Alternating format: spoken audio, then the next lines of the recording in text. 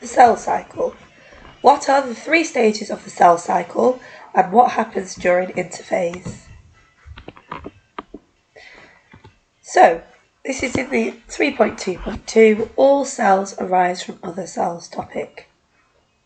So cells don't divide continuously.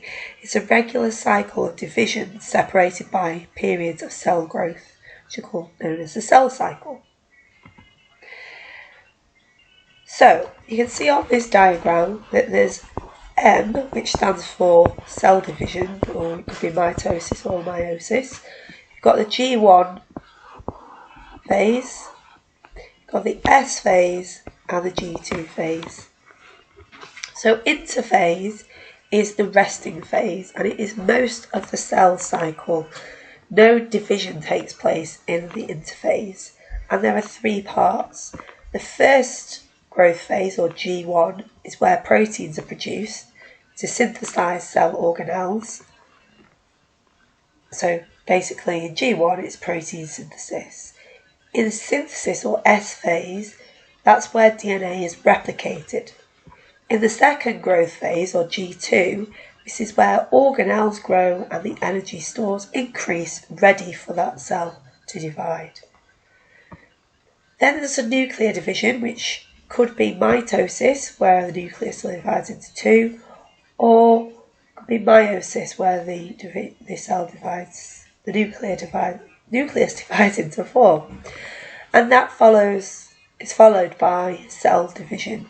So if it's mitosis, the cell will then divide into 2 cells. If it's meiosis, the cell will then divide into 4 cells. You can see here on this diagram that this bit here is probably G1.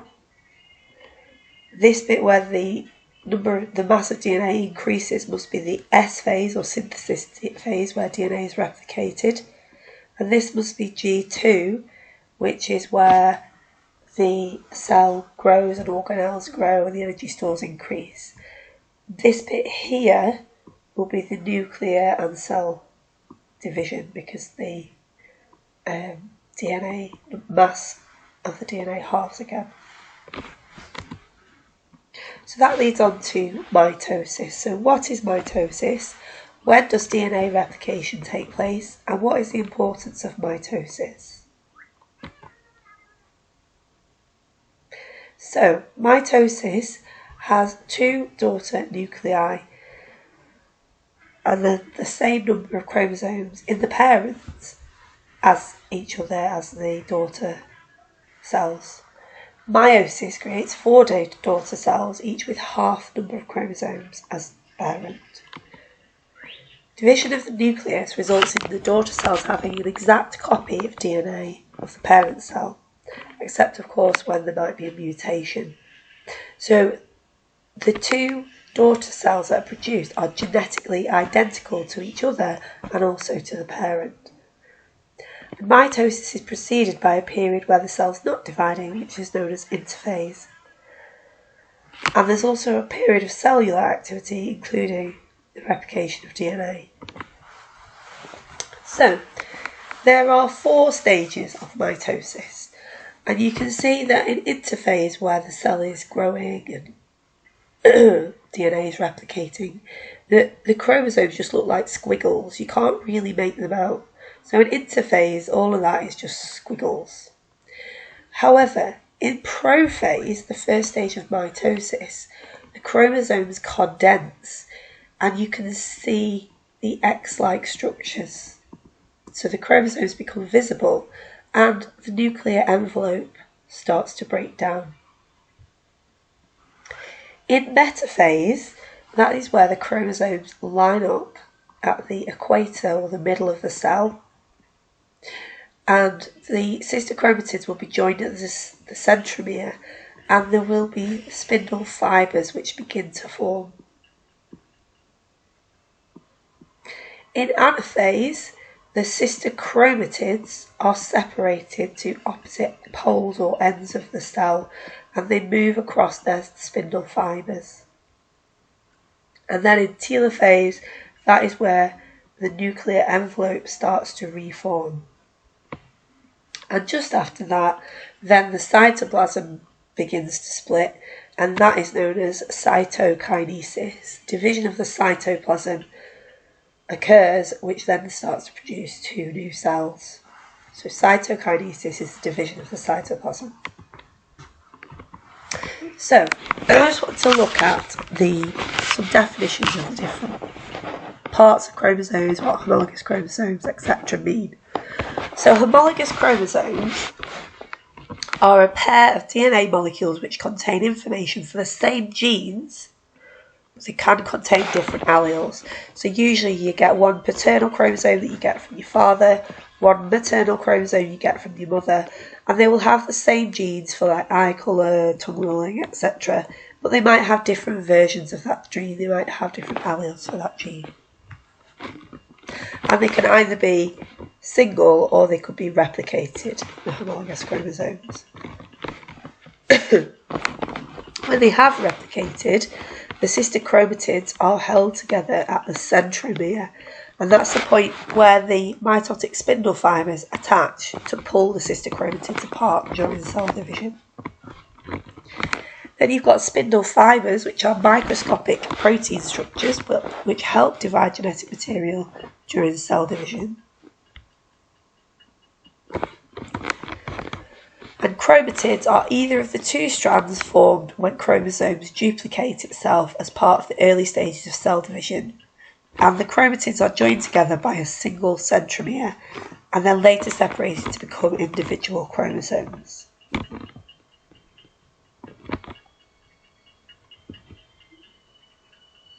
So here's the whole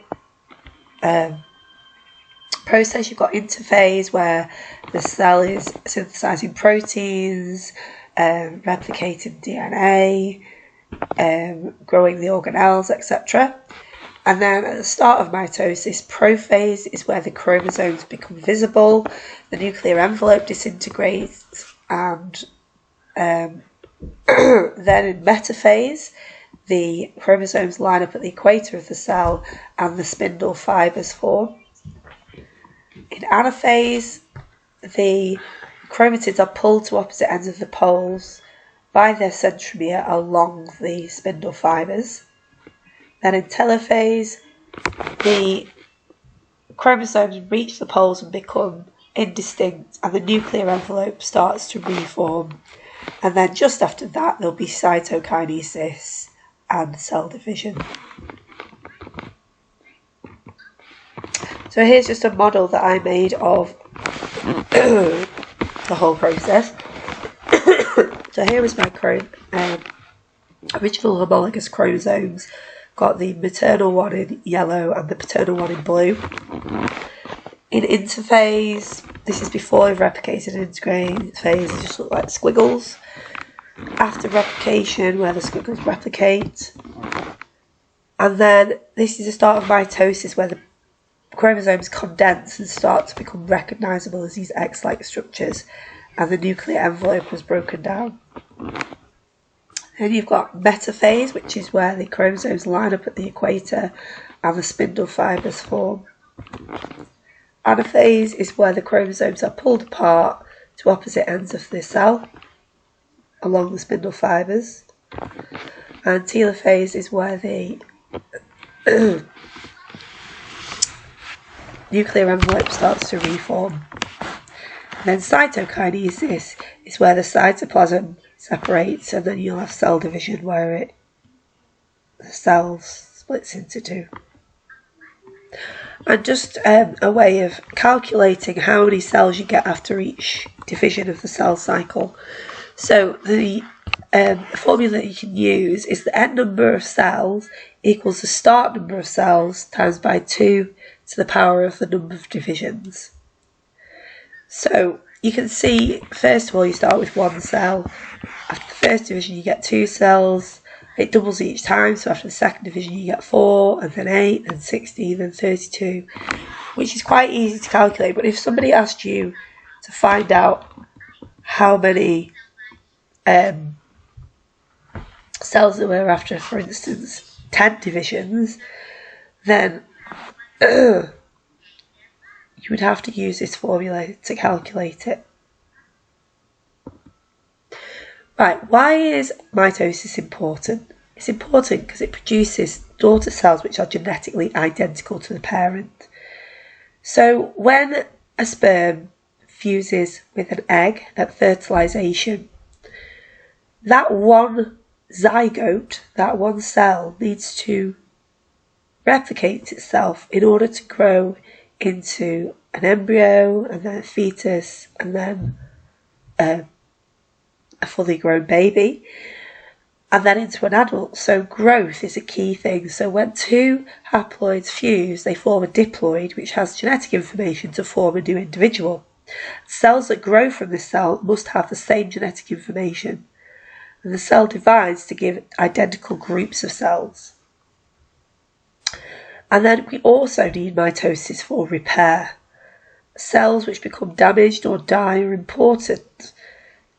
It's important that the new cells have identical structure and function to the ones lost, and new cells can replace damaged ones. So, in summary, within multicellular organisms, not all cells retain the ability to divide. Eukaryotic cells that do retain the ability to divide show a cell cycle. DNA replication occurs during the interphase of the cell cycle. Mitosis is the part of the cell cycle in which a eukaryotic cell divides to produce two daughter cells, each with identical copies of DNA produced by the parent cell during DNA replication. You need to know the behaviour of the chromosomes during interphase, prophase, metaphase, anaphase and telophase of mitosis, and you need to know the role of the spindle fibres attached to the centromeres in the separation of chromatids. And you should also know about the division of the cytoplasm, or cytokinesis, usually occurs, producing two new cells. And you should be able to recognise the stages of cell cycle: interphase, prophase, metaphase, anaphase and telophase, including cytokinesis, and explain the appearance of cells in each stage of mitosis.